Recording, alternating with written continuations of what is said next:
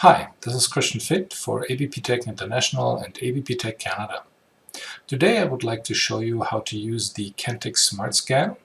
The Kentix SmartXcan is the elevated body temperature scanning unit out of Germany.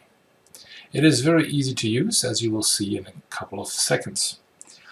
Okay, so here you see me taking a couple of demo scans. If I bend over, you see the inner circle, which is red, turning to green. And once the scan is done, on the right hand side you see the green LEDs, which give me the feedback that my temperature is okay. If the red come up, then the temperature is not okay.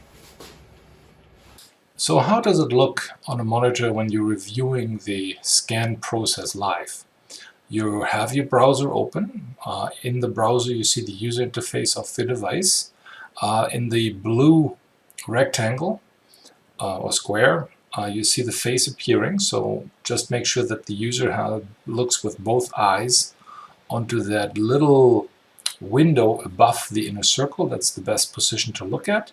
Then the eyes and the face will be scanned, and then you'll see the result right away on the screen.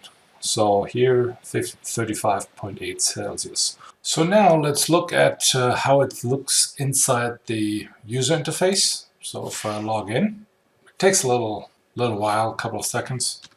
Then you do log in. No, we don't need that. Okay, so we have the dashboard, which shows that the system check is there, it's working.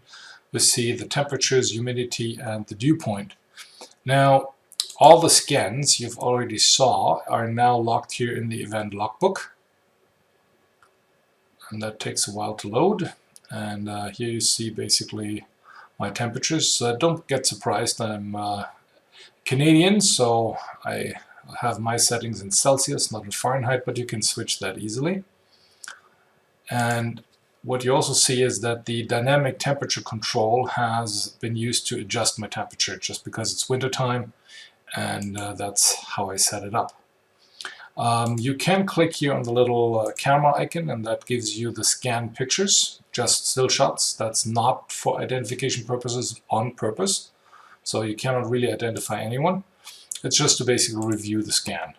So here you see the four last scans, all good. There was a measurement error, and then again 4 scans, and then there was another measurement error, and then again 4 scans. I needed a little bit attempts of getting the video right.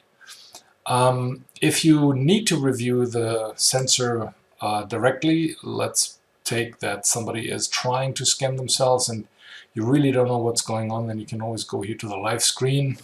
I'll hold my hand over it. So that's not scanning right now because it identifies that this is not a face. So from that perspective, it's all good. It also stops right away because the measurement laser, the distance laser, is not activating. Okay, and that was basically how you use the system.